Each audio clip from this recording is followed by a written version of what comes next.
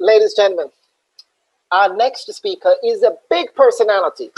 I mean, not big in size, but he is a, he's a fantastical personality that I really, really, really like. And guess what? It was his birthday yesterday. DTM Nelson mentioned it already. So I'm going to throw you all off here for a second. And Sharon, Toastmaster Sharon, I will need your help to unmute people just for 5 seconds. And I want all of us in one rhythm to sing happy birthday for him, okay? But on my count, all right? Sharon, you ready? All right, let's go. Yeah. On my count, let's see if we can all be in the same rhythm. Toastmasters. 1, 2, 3. Happy birthday to you. Happy birthday to you. Happy Happy birthday, birthday, dear dear Rob. Rob. Happy birthday to You. Awesome. Sharon, Okay, I'm thank you, muting everybody. everybody. Thank you, everybody. People are wondering, am I muted? Yes. People are wondering, who are we singing for? Now, the first time I saw him was at a district event about a year ago. And although there were like hundreds of people in the hall, but when he spoke, I felt like he was only speaking to me. And if you think about it, that's an amazing skill that all incredible speakers have in common. He also has a contagious sense of humor, and I can tell you that as a matter of fact, because I'm with him in a club. We shared a club, and he's constantly cracking jokes. In fact, this morning when we joined, he was one of the few people who was cracking jokes all the time. It's amazing. Apart from that, to me, it's not just about his 13 years of experience in Toastmaster, or his 20 years of advertising and marketing experience in the corporate world, or his 21 years of fatherhood, or his 23 years of marriage and life experience. What really stood out for me as a speaker is his love to connect with people, to know more about them, and adapt his style to the situation so that he could connect with people. So I'm going to bring him in here. Question for you, DTM Robin, in 10 seconds. Why is connecting with people so important to you? Thank you, Fantastico MC Ahmed. I believe connecting is everything, because you may have the best content in the world, but if your audience doesn't believe in you and they don't like you and they're not ready to sing happy birthday to you, I don't think you matter. So I think that's very important, that the audience believes in you and they like your jokes. Thank you so much. That's amazing. That's amazing, DTM Robin. And that's so true, because if and we are all here to aspiring to be great speakers. So if we really want to connect with people, we have to connect through the heart, not through the head. Well said. Thank you. Ladies and gentlemen, please put your hands together for our keynote speaker for today, the one and only, our immediate district director for District 105, DTM, Robin Anand. Thank you so much, Toastmaster Ahmed, for that amazing introduction and the energy that you've passed on to me. Thank you so much. Sabal Khair, good morning, Suprabhat to all of you who are in this webinar and watching us. Thank you for attending. And a big thank you to Club Growth Director and her team for organizing this wonderful event. Now, as some of the speakers before me said, and thank you, Nelson, for that wonderful introduction again.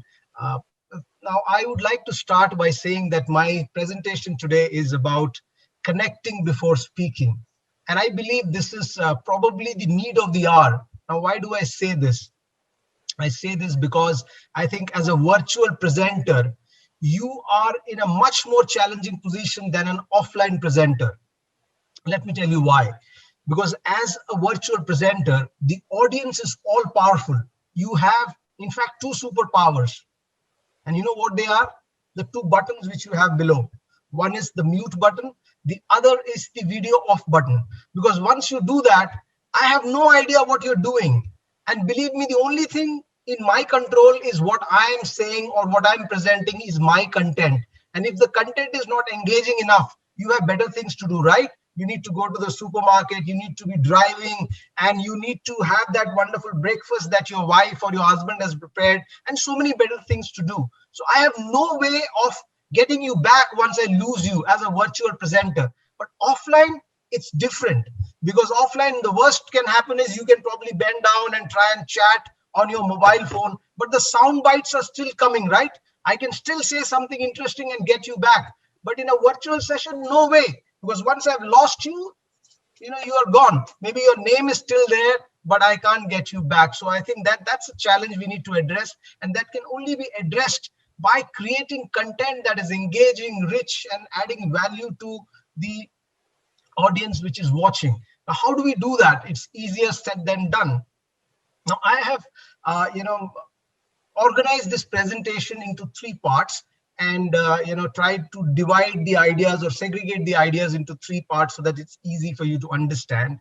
And the first aspect I am going to speak about is something all of us would love to be, which is somebody who is very curious. As a presenter, unless you are very curious, you cannot create rich, engaging content. And I now would like to show you a very interesting picture, which I am sure all of you would connect with. Can you see this picture clearly? Now, I'm sure when you look at this picture, you would immediately go back to your wonderful childhood. Now, this is the time when we were at our curious best. Just look at the face of that boy, the amazement, the wonder, and the joy that he has. And why does he have that? Because he has in his hand a magnifying glass, and he's an explorer, he's a discoverer, he's a mini scientist. And I think, all would relate to this scene, because all of us would have used that magnifying glass. I remember using that magnifying glass to reflect the sunlight onto a paper and getting it burnt. And when it burned, it was as if, I had discovered something amazing. My favorite toys used to be binoculars, and also, the toy telescopes that you used to get. And I used to think I'm a scientist, a mini scientist, because the world to me was all about questioning. You question, you have amazing questions to your parents, try and dumbfound them. That was something that we all loved. But somewhere along, when we grew up, we lost that curiosity, and when we became this mature person who doesn't ask too many questions. Now, I want to share today some ideas that will help us to go back in time and try to be at our curious best and be a child again. Now, when I wanted to come up with some interesting content for curiosity, I did some research, and what I found was, amazingly, there is one person who is accredited with the tag of being undoubtedly the most curious person. Now, can you believe that? I mean, one person in that whole world. Till now, the world has seen so many brilliant people. One person. Can you all guess who that person is? I can give you a very small hint. He lived good 450 years ago. Yeah, people are saying Einstein. Let me see some more names. Okay, let me give you a hint. He was somebody who created the best smile ever, best framed smile ever. I've given you a nice hint. Now I'm sure all of you can very easily identify. Yes, exactly. Somebody has identified. And let me just share that picture with you. I'm talking about Leonardo da Vinci, who created this amazing painting of Mona Lisa. Now, he's not just credited with creating this Mona Lisa. He went on to do some amazing things. Of course, Last Supper was another of his paintings, but it's not just the paintings he created. In fact, he is credited with anticipating some of the discoveries that happened way later than his own existence. In fact, Adam Smith came out with Origin of Species, and he predicted this 400 years before. He connected us to apes and monkeys so many years ago. So he had all this capability, and it is all attributed to him being at his curious best throughout his life. He was able to sustain his curiosity. Now, how was he able to do this? Now, I am going to draw some inspiration from what he did, at at his age and at his times, and try and share it with you, and maybe we can all have Da Vinci like curiosity, and maybe we become kids again. So kindly listen now carefully. Some of the exercises that you can do. The first, which is the very simplest of exercise, is to maintain a journal. I'm sure many people would have told you, and we would have done, some of us do maintain a journal, but when you maintain a journal on a daily basis and write things that move you in any way, it could be some jokes, it could be fables, or it could be something which is exciting to you, which titillates you, or which is so funny that you can't, you go on splits. You just note it down, because these are the treasures which can help you to create rich content. Now let me tell you the value of this content. Leonardo da Vinci was able to write around 17,000 pages of notes in his journal. Amazing, right? But very recently, as recently as 1994, Bill Gates bought just 17 pages of his notes for a staggering $30.4 million. So what does it tell you? It tells you the quality of those notes. Now, I'm sure we are not like Leonardo da Vinci. We may not be able to create all that, but we can still create things which are important to us. When we dig deep and we find things of inspiration on a daily basis and we note down, we can create interesting stuff. So try doing that. Now, the second exercise in the curiosity genre is a little tougher one, where you need to ask yourself 100 questions in one sitting. Now, mind you, I'm talking about only questions. You don't need to create answers for that yet. Now, you might be wondering, 100 questions? Are you kidding me? Okay, now this could be as simple as what is fun to me, and probably as deep as what is meaning of life for me. So you could do anything that you want. And why 100 is because the initial 20-30 questions are very easy to do, because this is top of your mind. These are more surface questions. Then the next 30-40 will be probably a little bit of repetition, and maybe some similarities will be there. But the last 10-20 will be the profound stuff. And believe me, you will be amazed if you try this exercise. Now, once you do this, then you need to try and identify the top 10 questions or themes. Now, I will like to show you something interesting here.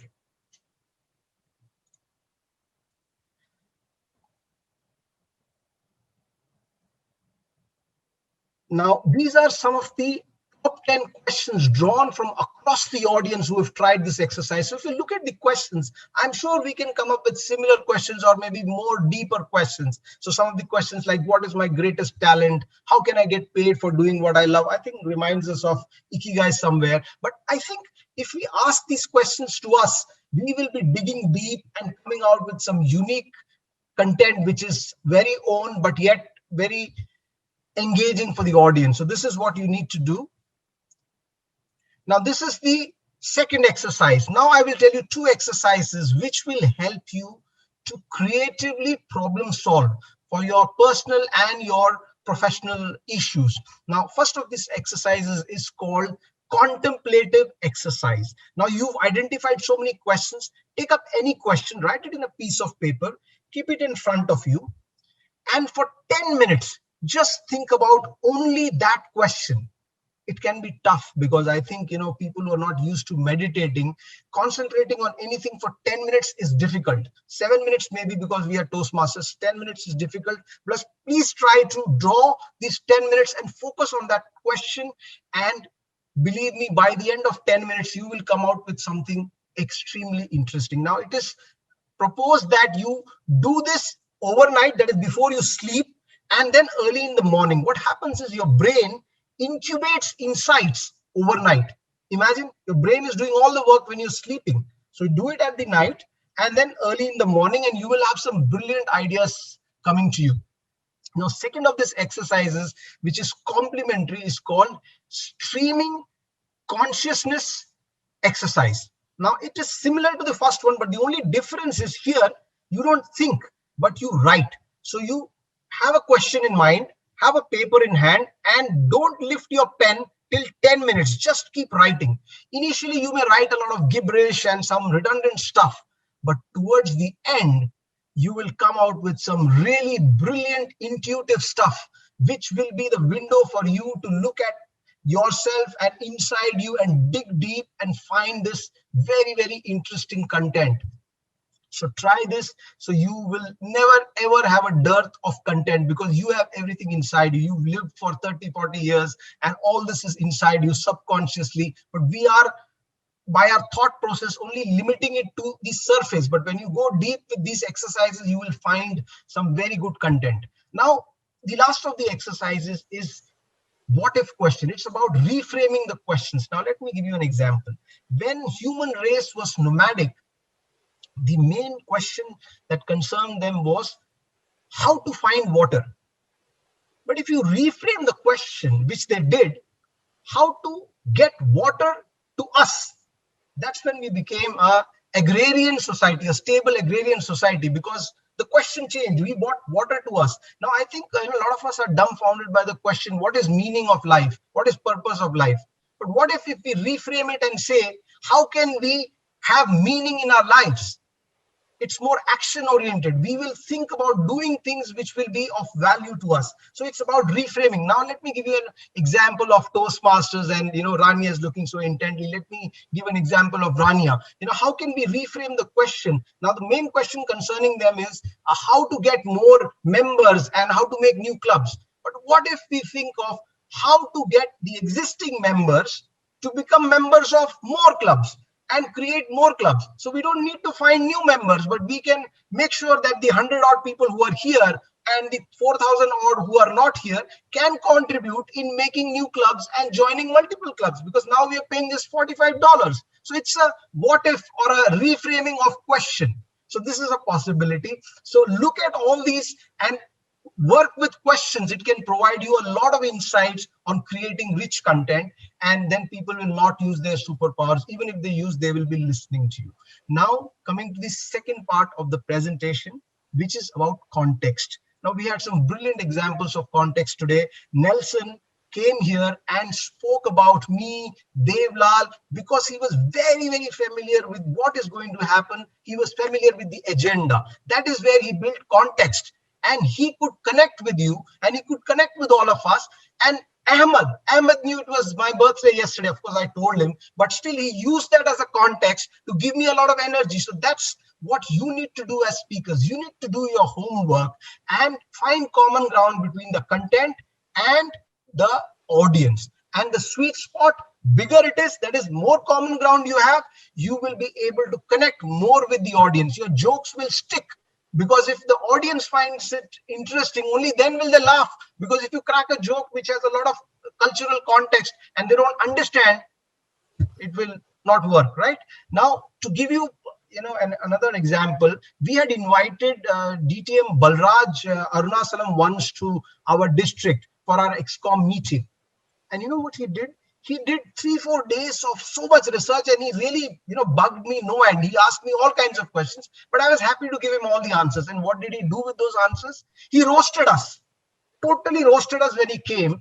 But then it was very good because he connected with the audience. You know what he said? He said, your district director would have told you, we should be the #1 district in the world. We should make 40-50 clubs, right? Don't believe him. You don't need to make any clubs. So I was like, really? I paid him, money. I sponsored the hotel, and I wanted him to come here and tell people to make more clubs. And he's saying, don't make any clubs. And then he said, your district director would have told you, the division director, that you are the best. You can make 3 clubs, right? Don't believe him again. He's lying because he's told everybody the same thing. So I was like, come on, man, you can't do this to me. But what happened is everybody was in splits. Everybody was laughing and everybody was enjoying themselves. And he said, your role is not to make new clubs. So I said, man, this is not a great thing inviting him. But then by the end of the day, everybody was so engaged. And then he came up with the message and he said, but your job is to make sure your clubs are strong. And how do you do that? You have 30 members or more in your clubs. That's when your club becomes strong. Now, if every club was 30 members old, our job was done, because we'll have enough members. So he with the context, he was able to give the information. People were, they lowered their guard. They were ready for his information, and he gave it to them. So that is what you need to do as speakers and presenters. Do your homework, make sure that you know the common grounds of the audience, and then connect with them and build your content around it. So that is the second part, which is context, which is extremely important as a speaker. Now we go to the third part, which is being concise. Now this is probably looks easy, but it is possibly the most difficult part, being concise. William Shakespeare said brevity is the soul of wit, but he said it long time ago, so we all forgot it, and we don't remember that, and we either overwhelm people or we underwhelm people. Overwhelm means we give them so much that they can't digest. If it's ice cream, I can only eat it so much, right? I can't eat a tub full of ice cream. Come on, man. Ahmed already told I'm not big in size. Similarly, you all have a capacity as an audience. You can't just take in everything that a speaker gives. So it's the responsibility of the speaker to make sure he gives you just in the right quantity so that you can digest it. So that is, not overwhelming. Underwhelming is also something which is, I think we are all familiar with. People will speak about things which are, not adding any value, nothing new. So that is underwhelming. So we don't, connect again. So what do we do? How can we be concise? Now, interestingly, once Winston Churchill was asked, "Sir, can you speak to our audience?" You know what he said? He said, "If you want me to speak for 2 minutes, give me 3 weeks to prepare. If you want me to speak for 30 minutes, give me 2 weeks. And if you want me to speak for 1 hour, I can speak now." What does it tell you? It tells you that, yes, it is extremely difficult to be precise, concise, and crystallize your thoughts and come down to a format which is easy for people to follow. But that's the responsibility of the speaker, the presenter. If you don't do it, who will do it? Audience can't do it for you. So you need to do that for yourself. Now, okay, now I want to ask you a question. You are all storytellers. I know, you go back to your clubs and you will, tell all kinds of stories. So tell me, how many words do you need to tell a story or write a story? So put it down in the chat. Let me see, how many Shakespeares do we have there? Let's see if brevity is your cup of tea. Be ambitious. Well, Devi says 30. Devi, I'm going to hold you to it. So you have to write a story in 30 words now. So Hari Pratap has immediately changed it to 100. And Devlal is very smart guy. He said 1 sentence because he knows what I'm going to tell you. Now, Vidya Rani is the most amazing. I will come to Vidya later. Anybody else? 50, I like that. 120, yes, that is more the Toastmaster standard. 120, go to 700, 800, because when we speak for 7 minutes, believe me, all of you, you measure your words. Nobody uses less than 800 words. If you do it, you're doing a great job. Reduce it even further, go to 600. Now I want to show you something interesting.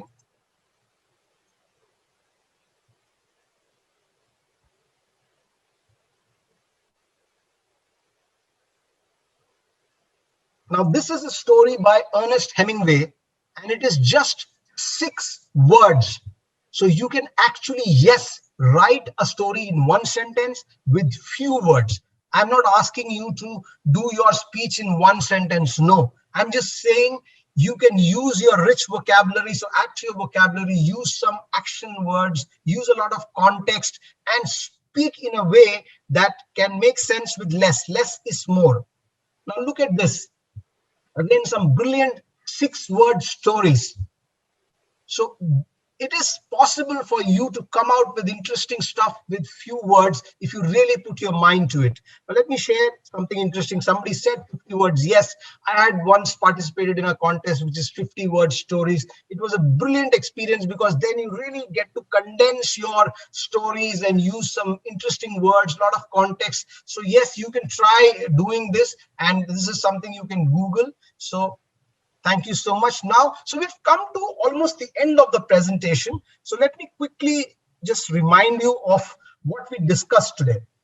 As presenters, the most important part is to build your curiosity quotient.